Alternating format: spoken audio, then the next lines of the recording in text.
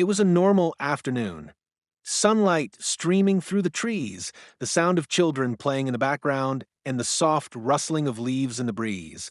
The kind of peaceful day you never expect will be shattered by the unthinkable.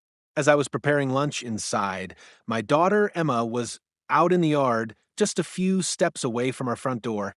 Her laughter, the laughter of an innocent soul, echoed through the neighborhood, unaware of the danger closing in.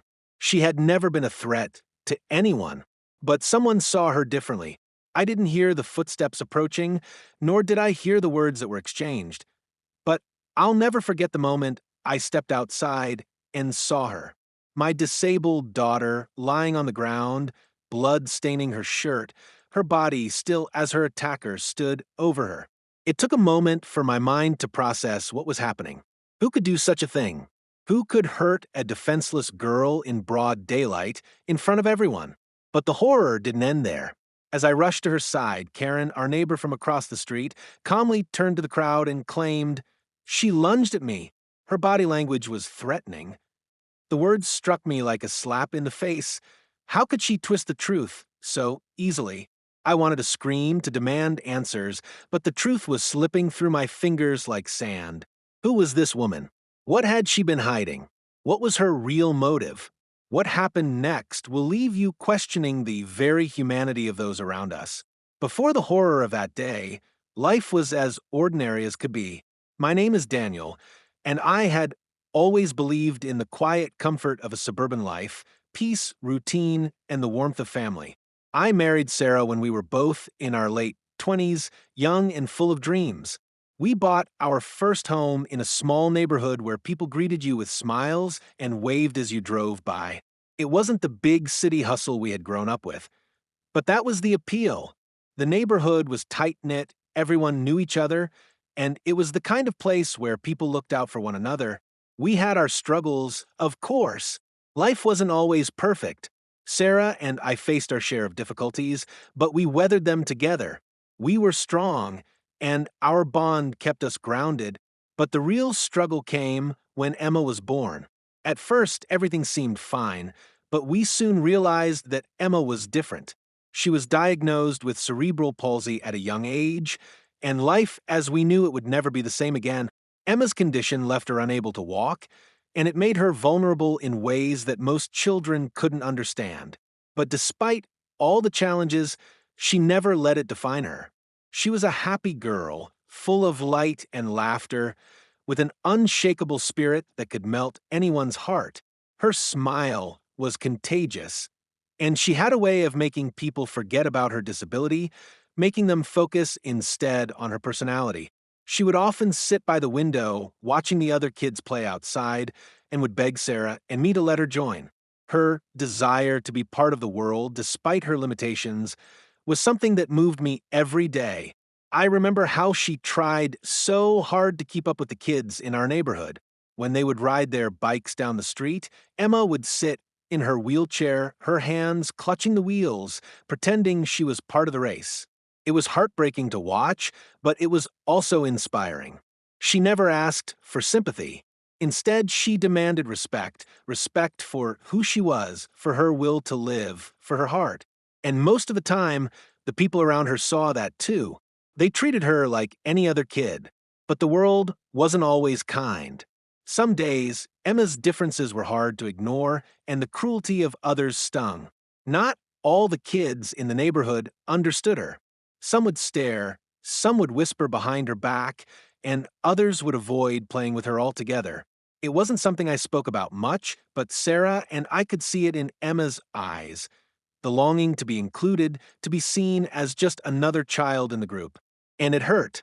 We did our best to shield her from that hurt, but there were times when it was impossible. That was when we met Karen. She lived across the street from us, and at first, she seemed like any other neighbor. Karen was an active member of the Homeowners Association, HOA, always at meetings, always organizing events, and always eager to lend a helping hand. She often volunteered to help with neighborhood cleanups or small tasks like organizing block parties. In the beginning, Karen seemed like a friend. She was friendly to us, always waving when she saw us, and Emma adored her. Karen would always stop by to chat, her voice smooth and friendly, her smile wide. She told us how much she loved Emma, how she admired her resilience. But after a while, I started noticing small things that didn't sit right with me. I saw how Karen's smile would falter when Emma would try to join in on community events or when she would struggle to keep up with the other kids. The kindness in her eyes would disappear for a moment, replaced by something unreadable. I couldn't place it at first, but something felt off. We'd had a few small disagreements with Karen over the years. Nothing major, but she had a way of inserting herself into everything. If Sarah and I decided to host a gathering, she'd be the first to offer unsolicited suggestions about how we could make it more inclusive or how we should consider the aesthetics of the event. Words she seemed to throw around when she didn't think certain people fit in. She would never come out and say it, but I could tell she wasn't always comfortable with Emma. I saw her eyeing Emma in a way that made me uncomfortable, like she was judging her, sizing her up, wondering if Emma was too much for the neighborhood. I pushed my feelings aside, thinking I was overthinking it. After all, Karen had always been kind, and she was an active member of our community. But slowly, as Emma continued to grow, I began to realize something darker. Karen's comments became more pointed, her criticisms more frequent. And it wasn't just about Emma. It was about everything: the way Sarah kept the yard, the way we decorated our house, the way we ran our lives. It was like Karen believed that only her way was the right way. The tension between us and her grew, but I never thought it would reach the point it did. What I didn't know then was that all the little moments of tension, all the things I had brushed off as minor annoyances, would lead to something far more dangerous, something I could never have anticipated. It was a quiet Tuesday afternoon, the kind of day where time seems to stretch out, hanging in the warmth of the summer air. The sky was a perfect shade of blue, and there wasn't a cloud in sight. The sun was high, casting a golden light across the neighborhood, making everything look brighter and more alive. The children were playing in the streets, riding their bikes and running up and down the sidewalk, while their laughter filled the air like a familiar background hum. The sound of a distant lawnmower buzzed in the distance as the neighborhood went about its usual rhythm. For me, it was just another afternoon in our comfortable, predictable world, a world that would soon shatter in ways I couldn't possibly understand. Emma had been in the yard, as she often was, watching the other kids play from her spot by the front window. She loved watching them race past, sometimes with her hand outstretched as though she could somehow join them in their world. Today was no different. Sarah and I were inside, preparing for dinner, when we heard Emma's excited call. "Daddy, look, I'm racing too." Her voice was full of excitement, as though today, just for a moment, she could be like everyone else.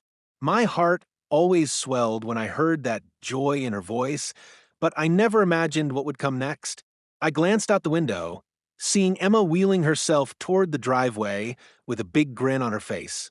She wasn't fast, she never was, but she was doing it. She was trying. I watched as she made her way closer to the end of the driveway, where the neighbor kids were riding their bikes. She had always been so determined to keep up with them, even if it meant she couldn't physically keep up with their speed. But she was trying, and that was all that mattered to her. And then, in an instant, everything changed. From the corner of my eye, I saw Karen's figure stepping out of her house. She was walking briskly, her heels clicking sharply against the pavement as she made her way toward the group of children. At first, I thought she was just going to say hello, or maybe offer some well-intended advice about playing safely. But as she got closer, I saw the tension in her body, the way her shoulders were tight, the way her eyes narrowed as she watched Emma. I felt a chill creep up my spine, but I brushed it off. After all, it was just Karen being Karen, right? But then, something happened that I'll never be able to explain. Without warning, Karen moved swiftly toward Emma. My heart skipped a beat as I watched her approach my daughter. Before I could react, I heard a scream, Emma's scream. It was a cry of pain, a sound that cut through the air and ripped into my soul.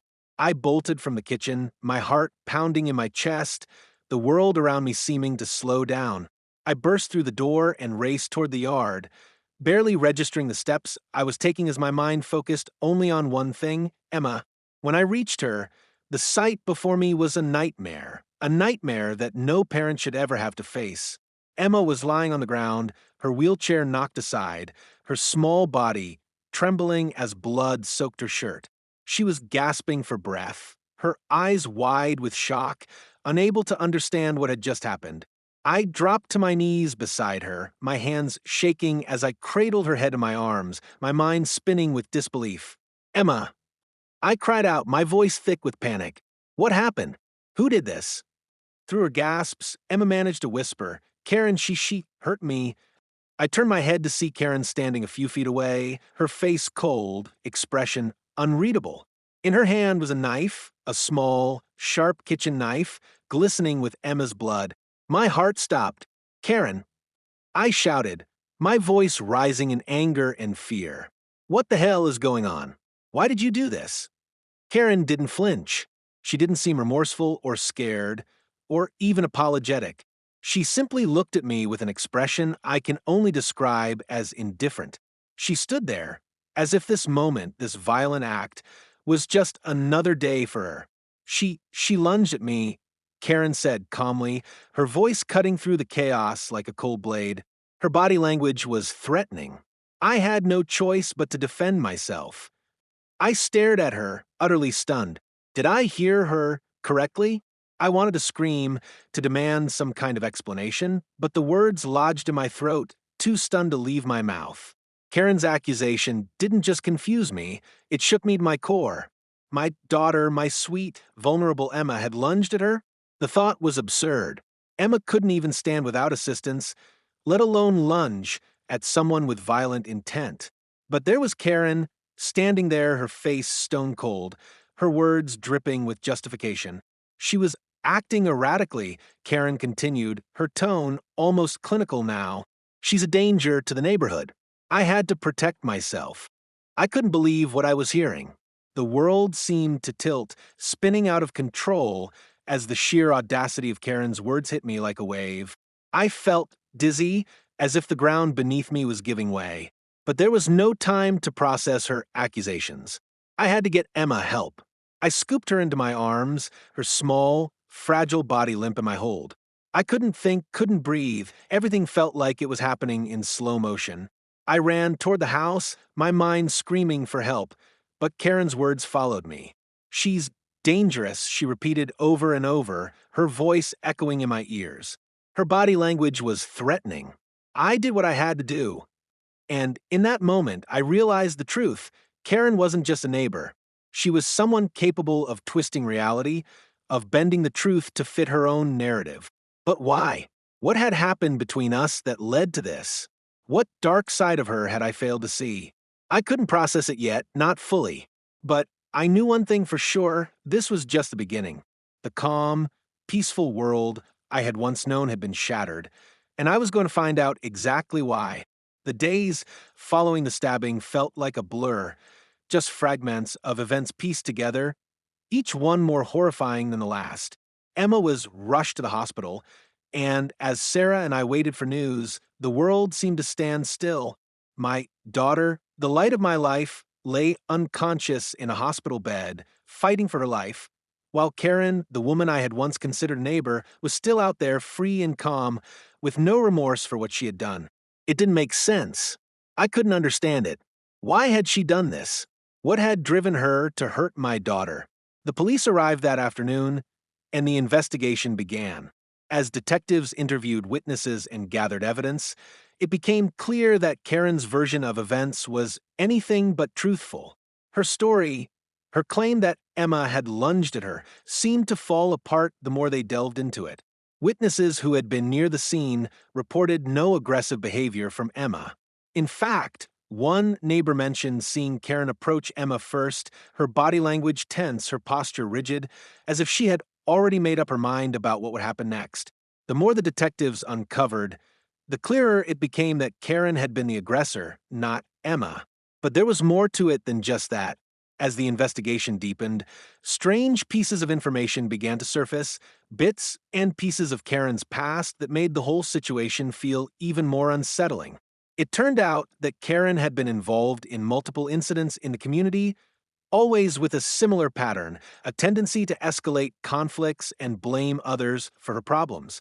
Neighbors who had once been friendly with her revealed stories of her bizarre behavior and unprovoked arguments. One woman mentioned how Karen had once tried to have a neighbor evicted from the HOA for what she called improper lawn maintenance, despite the fact that the neighbor's yard was well kept. Others spoke of how Karen would frequently make passive-aggressive comments, belittling people for their personal choices, their homes, their families. But it wasn't just her behavior within the community that raised questions. Karen's interactions with our family, our seemingly friendly neighborly relationship, had been nothing more than a facade. As detectives spoke with Sarah and me, small details began to surface. Karen had always been overly critical of Emma. At first, it had seemed like harmless comments, suggestions on how Emma could fit in better or how we could make our home more aesthetic. But as time passed, those comments grew darker, more pointed. Karen would often express discomfort around Emma's disability, saying things like, "It's a shame she can't be like the other kids," or, "It's not easy for people like her to be part of normal society." We had brushed it off, thinking Karen was just socially awkward. But now, I began to see the venom behind those words. She had never accepted Emma for who she was, always seeing her as an outsider, someone who didn't belong in the perfect, picture book neighborhood she envisioned. It became clear that Karen didn't just dislike Emma, she resented her. And that resentment had festered over time until it exploded in that moment in the yard. The emotional turmoil I felt was overwhelming. I had trusted this woman. She had been in our home, smiled at our dinner table, exchanged pleasantries with us for years. I had never imagined her capable of something so vile, so cold-hearted. How had I missed it? How could I have allowed someone like her so close to my family? Every time I thought about Emma lying in that hospital bed, every time I remembered Karen's cold, indifferent face after the stabbing, I felt a sickening sense of betrayal. It gnawed at me each passing minute, each breath I took. And then there was guilt, the guilt that burned like acid in my chest. Could I have prevented this? Should I have seen the signs earlier? I kept thinking back to the times Karen had said something offhanded or uncomfortable, moments when I had felt uneasy but brushed them aside. Was this my fault for not trusting my instincts? Was it my fault that Emma had been hurt? The pain was unbearable, but it wasn't just the physical pain of the incident that hurt, it was the emotional devastation. Emma wasn't just a child with a disability to me, she was my daughter. And someone had violated her trust, her safety, in the most horrific way possible. To make matters worse, Karen's accusation that Emma had lunged at her, the claim that had justified her attack, was so deeply infuriating. How dare she twist the truth like that? How could she turn my daughter, so helpless, into a villain? The injustice of it made my blood boil. As the investigation continued, things only grew more complex. Karen had fabricated a narrative, a web of lies, to paint herself as the victim. She had told people that Emma was a threat to the neighborhood, that her disability made her dangerous. But the truth was far more sinister. Karen had seen Emma as a symbol of something she couldn't control, something imperfect in her idealized world of perfection, and she had decided in that moment that Emma needed to be removed from the picture. What Karen didn't know was that her actions had only strengthened our resolve. The truth was beginning to unfold, and soon everyone in the neighborhood would know exactly who she was. No longer would she be able to hide behind a mask of civility and kindness. The real Karen, the Karen who harbored hate and resentment for a little girl who had done nothing wrong, was finally being exposed. As we sat in the sterile waiting room of the hospital, I couldn't help but feel the weight of it all. There was no going back from this. The fight for justice was just beginning. But it wasn't just for us, it was for Emma. And no matter how long it took, no matter how hard it would be, I would make sure that Karen would pay for what she had done to my daughter. The day of the court hearing had arrived, and with it, an unbearable weight of anticipation. Every minute that passed felt like an eternity. The sun hung low in the sky, casting an orange glow over the courthouse as I stood outside, my hands trembling, trying to steady my thoughts. The air felt thick, charged with something I couldn't quite put my finger on. I knew this day would change everything, but I hadn't prepared for how it would feel. How it would feel to face Karen, to finally confront the woman who had hurt my daughter, who had made our lives a living nightmare. Inside the courtroom, everything was cold and clinical. The walls, painted in muted tones, offered no comfort. The judge's gavel echoed through the room as he called the case to order. The defense attorney was sitting across from us, calm and composed, as if this were just another case to him. But for me, it was everything.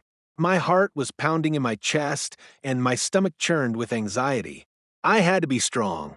I had to be strong for Emma, for Sarah, for everyone who had been affected by Karen's cruelty.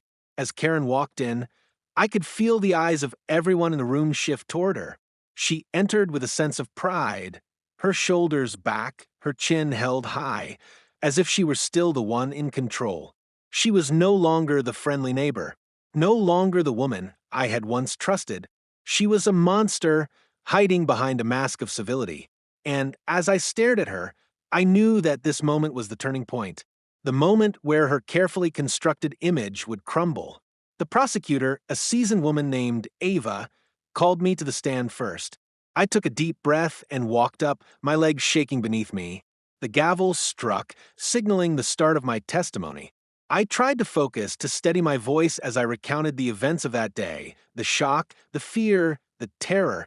I described how Emma had been stabbed in broad daylight, how she had been defenseless, unable to comprehend why someone would hurt her. As I spoke, I noticed Karen's eyes cold, calculating, never showing any sign of remorse. She sat there, staring straight ahead, her hands folded neatly in her lap. But her eyes, those eyes, told a different story. They were sharp, guarded, like a predator watching its prey. There was nothing human about her in that moment. She was a stranger, a villain who had manipulated everything to suit her narrative. The prosecutor continued, asking me about the evidence that had come to light. I spoke of the witness testimonies, the inconsistencies in Karen's story, the fact that she had been the first to approach Emma that day. How, in the moments leading up to the attack, Karen's behavior had been off, tense, almost predatory. The more I spoke, the more Karen's defense seemed to crumble. The facade she had so carefully built around her was slipping, and for the first time since this nightmare began, I saw her look uneasy. But the real turning point came when Ava presented Karen's past, a history of complaints and grievances with various people in the neighborhood, each one carrying a similar theme. Karen's tendency to escalate situations, her need for control, and her deep-seated animosity toward anyone who didn't fit into her perfect image of the world. Ava revealed that Karen had made several attempts to have other neighbors removed from the HOA or forced to comply with her standards, using her position to manipulate and control. It was clear now. Karen didn't care about anyone but herself. She didn't care about Emma. She saw her as a threat, something that didn't belong in her idealized version of a neighborhood. The room fell silent as the prosecutor dropped the final piece of evidence, an audio recording of a conversation between Karen and another HOA member in which Karen had explicitly stated her discomfort with people like Emma living so close to her. Her words were chilling, each one dripping with disdain and resentment. I felt a wave of fury rise within me, the desire to stand up and scream at her for every moment she had made my daughter feel less than human. But I stayed seated, my fists clenched, listening to the damning words as they echoed in the courtroom. Then it was Karen's turn to speak. She stood up slowly, her movements deliberate, her voice calm and controlled as she addressed the court. "I never meant for any of this to happen," she said, her eyes never meeting mine. "I was simply trying to protect myself. I felt threatened. I had no choice." Her words were rehearsed, her voice steady, but there was something in her eyes, something that betrayed her calm demeanor. Fear. Not of me, not of the truth, but of being exposed. She was trying to maintain control, trying to make herself the victim. But it wasn't working. The evidence was too much, the weight of her own lies too heavy. She could no longer escape the truth. Your Honor, Karen continued, her voice wavering slightly. I didn't know what else to do. She looked at me in a way that made me feel threatened. I reacted. It was instinct. The room tensed. Karen was trying to justify her actions. She was still trying to twist the truth, to place blame on my daughter. But I couldn't let that stand. I stood up, my voice shaking with emotion but filled with conviction. You are lying, Karen. I said, my words cutting through the room. You didn't feel threatened. You saw my daughter, and you saw someone who didn't fit your idea of what this neighborhood should be. You decided she was a problem, and you attacked her. The words hung in the air like a challenge. The courtroom was silent, every eye fixed on Karen. She blinked, her face twitching ever so slightly, as if I had just hit her with a truth she couldn't deny. And in that moment, I saw it, the fear in her eyes, the realization that her game was up. She was no longer in control. The mask had fallen, and everyone in that room could see her for what she truly was. Karen's shoulders slumped. For the first time since the attack, she seemed smaller, less powerful. And I realized then, this was it. The battle wasn't just about seeking justice for Emma. It was about exposing the truth, about making sure Karen could never hurt anyone again. The gavel struck. The verdict was clear. Karen had lost. The weeks following the trial were a blur of emotions.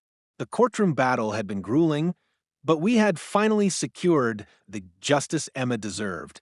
Karen was convicted for her actions, and though the relief was palpable, it didn't erase the scars that remained. For Emma, the physical healing was slow, but it was the emotional scars that were harder to mend. She had been through so much, not just the trauma of the attack, but the betrayal of someone who had once been a part of her life, someone who had pretended to care. Sarah and I did our best to help her heal. We surrounded her with love, reassurance, and therapy. The road was long, but we walked it together as a family. Emma had always been resilient, but now we saw a new strength in her, a strength that had come from surviving something no child should ever have to endure. She began to smile again, to laugh, to play outside, though there was always a certain wariness in her eyes. It was as though she knew the world could be cruel, but she also knew how to fight back. The hardest part for me was reconciling what had happened to our lives. Our world had been turned upside down in an instant. The neighborhood that had once been a symbol of peace now felt foreign. I had trusted people who were not who they appeared to be, but with time, I began to realize that the community was not defined by one person's actions. We were not defined by Karen. We were defined by our resilience, our ability to heal, and the love we shared as a family. We chose not to let her darkness taint the beauty of the life we had fought so hard to build. As for Karen, her consequences were far-reaching. She lost her position in the HOA, was stripped of any influence in the neighborhood, and faced the legal ramifications of her attack. But that was only a part of the resolution. The true resolution came from within our family. We had faced darkness, and though the scars remained, they no longer defined us. We had found a way forward, a way to rebuild, to move past the trauma, and embrace the hope that tomorrow could be better. Emma, Sarah, and I, though changed, were stronger than before. And with each passing day, I saw the light return to Emma's eyes. It was slow, but it was real. And for the first time in a long time, I believed we could heal fully together. The road ahead was long, but I knew we would walk it hand in hand with strength and hope. If this story has moved you, if you felt the anger, the pain, and the eventual hope of Emma's journey, then we ask you to stand with us. Don't let stories like these fade away into the background. Subscribe to the HOA Stories, because this isn't just one family's fight. This is a call for justice, a call for standing up for those who can't fight back, for challenging unjust accusations, and for taking a stand against cruelty. Emma's story is far from the only one out there. But together, we can make sure it's heard. By subscribing, liking, and commenting on this video, you're helping amplify the voices of those who have been wronged. You're showing that we will not tolerate injustice in silence. And if you believe, as we do, that every person, especially the most vulnerable, deserves to be treated with dignity and respect, then share this video. Share it to spread the message that no one should feel powerless, that justice will always prevail, and that love and courage will always overcome hate. This story is far from over. Join us on the HOA Stories as we continue to fight for what's right one story at a time.